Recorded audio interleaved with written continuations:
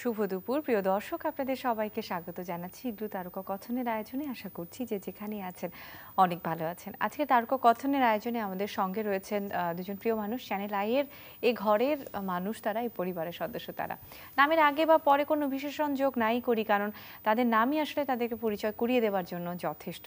আমাদের সঙ্গে রয়েছেন জনপ্রিয় সঙ্গীত শিল্পী, প্রিয় শিল্পী ফাহমিদা নবী। শুভ দুপুর। এবং সেই সঙ্গে সঙ্গে রয়েছেন রাফি হোসেন, প্রধান সমন্বয়ক এবং সেই সঙ্গে সঙ্গে সম্পাদক আনন্দধারা ও শোবিস এবং ডেলি স্টার। স্বাগত আপনাকে রাফি ভাই, কেমন আছেন? ঘরের মানুষ, ঘরের সদস্য এবং শিল্পীদের জীবন প্রতিদিনের চলাফেরা এবং মানে ধীরে ধীরে তারা তাদের একটি আদর্শের জায়গায় পৌঁছে সাধারণ মানুষের চোখে, তাই নিয়ে আসলে সেলিব্রেটিং লাইফ। এই নিয়ে আজকে তারকা কথনে আমাদের আলাপের প্রধান বিষয়। কিন্তু তার আগে শুরুতে আমরা শুভেচ্ছা জানাবো দুজন মানুষকে যারা বাংলাদেশের সম্পদ, বাংলাদেশের সাহিত্যে সংস্কৃতিতে তাদের অবদান রয়েছে অসামান্য। তাদেরকে আমরা শুভেচ্ছা জানাবো। বাংলাদেশের প্রধান কবি শামসুর রহমান, আজ তার 90তম জন্মদিন। শুভেচ্ছা তাকে, তার স্মৃতির প্রতি শ্রদ্ধা এবং সেই সঙ্গে সঙ্গে শ্রদ্ধা বাংলাদেশের জনপ্রিয় নির্মাতা চাষী নজরুল ইসলামকে, অনেক অনেক শ্রদ্ধা, তাদের আত্মার শান্তি কামনা করি। এবং শিল্পীর আসলে প্রতিদিন জন্ম হয়, শিল্পীরা প্রতিদিন বাঁচেন, তারাও আমাদের শ্রদ্ধা এবং আমাদের ভালোবাসার মধ্যে বাঁচেন তারা। আজ সকালে নোয়াপু মোবাইল, যেটা হয় যে আমাদের হাতে যেহেতু মুঠোফোন আছে, আমরা কিছুতে কিছু হলে হাতে ফোনটা নিই, এবং তখন যখন গুগলে সার্চ করতে গেলাম তখন আমি দেখলাম যে গুগলের ডুডলে শামসুর রহমানকে নিয়ে খুব চমৎকার একটি কার্টুন এবং অ্যানিমেটেড কার্টুন ওটা রয়েছে। এত বেশি গর্ব বোধ হলো এই সময়টায় যে আমি একজন বাংলাদেশের নাগরিক, আমার বাংলাদেশের একজন সম্পদ, তাকে নিয়ে এমনি করে সম্মান জানানো। তো আমি স্ক্রিনশটটা নিয়ে আমি আমার ফেসবুকে শেয়ার করলাম, এবং তার খানিকক্ষণ পরে দেখলাম বেশ অনেকেই এই ব্যাপারটাকে নিয়ে শেয়ার করেছেন এবং শ্রদ্ধা জানিয়েছেন প্রিয় কবিকে। আসলে আমাদের তো এত বড় একজন মানুষ, হ্যাঁ, আমাদের চাষি চাচার কথাও বলছি, যে এই তারা যা কর্ম করে গেছেন, বলে না শিল্পীর মৃত্যু নেই, বারবার মনে করতে হবে, আমরাও তাকে স্মরণ করি আজকে। নিশ্চয়ই। এবারে চলে আসে এই যে শিল্পীর কথা যদি আসে, একজন শিল্পীর প্রতিদিন বেঁচে থাকার কথা আসে, শিল্পীর এই বেঁচে থাকাটাকে আসলে সেলিব্রেট করা, সেই জায়গাতে সেলিব্রেটিং লাইফ, যেখানে কবি, সাহিত্যিক এবং মানে সাংস্কৃতিক অঙ্গনের বিভিন্ন মানুষকে নিয়ে, বিভিন্ন রকমের প্রতিভাকে নিয়ে আপনি কাজ করেন, এবং বেশ অনেকটা সময় ধরে সেলিব্রেটিং লাইফ একটি আলাদা কাজ করে আসছে। সেই প্রসঙ্গে শুনবো, এই মাত্রই হয়ে গেল এই অনুষ্ঠানটি। আমাদের 12 তারিখে এবছরের যেটা হলো গালাটা, আমাদের এটা হচ্ছে 11তম আসর ছিল। আর ফাহমিদা নবী অবশ্যই আমরা চ্যানেল আই পরিবারের, এবং সেলিব্রেটিং লাইফও আমাদের চ্যানেল আই আমাদের সাথে পার্টনার শুরু থেকে আছে, এবং ফাহমিদা নবী কিন্তু একদম ডে 1 থেকে আমাদের সাথে আছে। শুধু গান গেয়ে ও আমাদের সাথে না, ও কিন্তু প্রথম অ্যালবামেও সুর করেছিল, এবং তারপরে তো অনেকগুলোতেই গেয়েছে, এবং এই বছরও যেটা একদম 12 তারিখে হলো, সেইখানেও যে গানটা প্রথম হয়েছে সেইখানে ও এবার সুর করেছে, এবং গানটা বেশ খুব কম সময়, যেহেতু 12 তারিখে, এবং আমি বলবো যে খুব সবার প্রশংসা অর্জন করেছে। তো ফাহমিদা নবীকে আমরা আস্তে আস্তে যেটা পাচ্ছি যে সুরকার হিসাবে আস্তে আস্তে আবির্ভূত হয়ে যাচ্ছে, এবং আপনার আমি ওর হয়ে প্রশ্ন করছি, আপনার কি ইচ্ছা নাকি যে এখন থেকে শুধু গান করবে, সুর করবে? না, সুর করার তো সবসময় ইচ্ছা ছিল। তো আপনাকে অনেক ধন্যবাদ যে আমার উপরে সেই ভরসাটা রাখা, সেই 2006 থেকে। তো যে হঠাৎ করে বলে ফেলা যে সুর করেন সেটা, এবং এমনি আব্বা সুর করতো, ওই জায়গাটা থেকে আমার আসলে সুর করবার একটা দারুণ ইচ্ছা অনেক আগে থেকেই। তো এখন এই যে হচ্ছে, টুকটাক হয়ে যাচ্ছে। ব্যাপারটা কেমন হয় খানিকটা ভাই, যে যেহেতু সাংগীতিক পরিবারে বেড়ে ওঠা, একটি সাংগীতিক আবহ রয়েছে সেখানে, তো কিছুটা তো ওই সেই সূত্রেই পাওয়া, তারপর বাকিটা আর মেয়েদের আসলে আসা উচিত। আমার মনে হয় যে এই 12 তারিখের যে সেলিব্রেটিং লাইফের যে এবারের কনসেপ্ট, স্থাপত্য, আর্কিটেকচার, বাংলাদেশের যে স্থাপত্য, সেটা নিয়ে, এবং গানের কথার মধ্যে কিন্তু পুরো বাংলাদেশকে তুলে ধরা, মানে স্থাপনায় বাংলাদেশ এরকম ব্যাপার থাকে। আচ্ছা আচ্ছা। তো সেই এবারের সাবজেক্ট ছিল যে স্থাপত্য, এত বড় একটা মানে লেখা, তো সেটাকে গানে এবং জম্পেশ করা। হ্যাঁ, কারণ আমি যখন আমার বাংলাদেশের আর্কিটেকচার বা আমাদের যে স্থাপত্যের শিল্প নিয়ে কিছু প্রকাশ করব সুরে সুরে, সেটাকে সেরকম ভাবেই করতে হবে। একদমই। খুব অল্প সময়ে কাজটা করতে হয়েছে, মানে অনেক চিন্তা করতে হয়েছে এবং একদম টানা 5 দিন সময় দিয়ে আমি কাজটা করেছি। আচ্ছা, যেহেতু সব বাদ কাজের দিয়ে। প্রসঙ্গই এলো, এবার গানটার কিছু অংশ দেখে নেই, আচ্ছা, দেখে তারপরে আবার ফিরে Sure. চলুন দর্শক, দেখে আসি। জীবনের জয়গান গীতিকাব্য প্রতিযোগিতার প্রথম স্থান অধিকারী সালমা ফুল আক্তারের পড়ে লেখা গেছে কানে। এই গীতিকাব্যটিকে সুর দিয়েছেন ফাহমিদা নবী। সেই গানটি শুনে নিই ঐশী ও বর্ণের কণ্ঠে।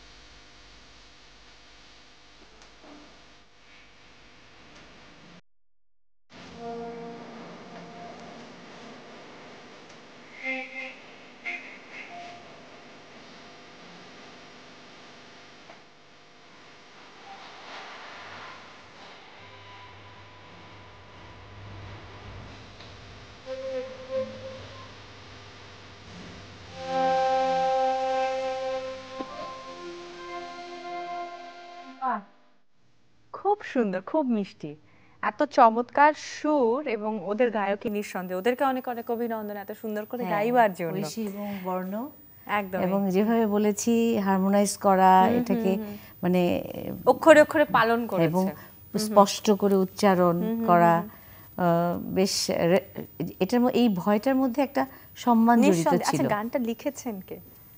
সালমা সালমা মুন। সালমা মুন। হ্যাঁ, সালমা মুন প্রথম হয়েছে এবার প্রথম Celebrating Life হয়েছে। এর বাহ, খুব বেশ। ভালো লিখেছে। খুবই সুন্দর লিখেছেন। এবং সঙ্গীত আয়োজন কার ছিল? বর্ণ। বর্ণ ছিল। খুব সুন্দর, মানে টোটালি একটা জিনিস কি, প্রত্যেকটা কিছু সম্পূর্ণ সমন্বয় না হলে এত সুন্দর হ্যাঁ, প্রেজেন্টেশন ওই যে বললাম না, টানা 5 দিন আমি একদম স্টুডিওতে বসা।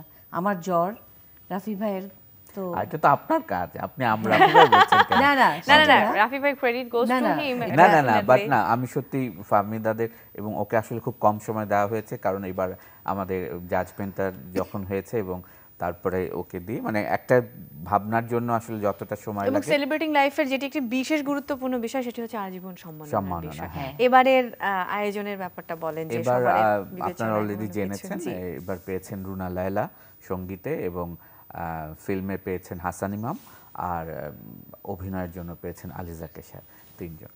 এবং এদেরকে নিয়ে তো আসলে আলাদা করে বলবার কিছু নেই, এবং আমি বলবো যে তারা একদম ওয়েল ডিজার্ভ। আমি শিওর যে একদমই।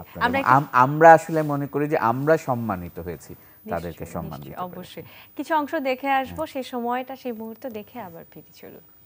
2018 সালের আজীবন সম্মাননা পুরস্কার পাওয়া 3 জন সম্মানিত শিল্পী রুনা লায়লা, সৈয়দ হাসান ইমাম এবং Ali Zaker.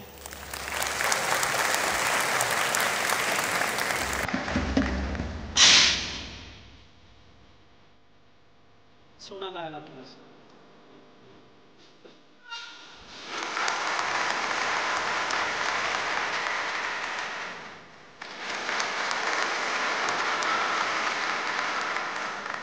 Second, I would like to ask to be presented to Mrs. Said Hassan Imam.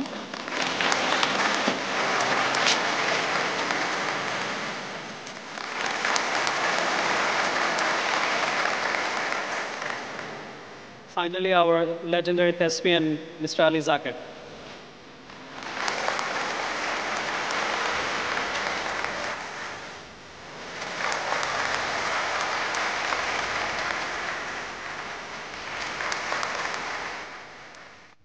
বাহ, ভীষণ সুন্দর একটি মুহূর্ত। এক মঞ্চে তিন কিংবদন্তি হ্যাঁ। রয়েছেন এবং আসাদুজ্জামান নূর রয়েছেন, আরো একজন মানে বর্ষিয়ান অভিনেতা।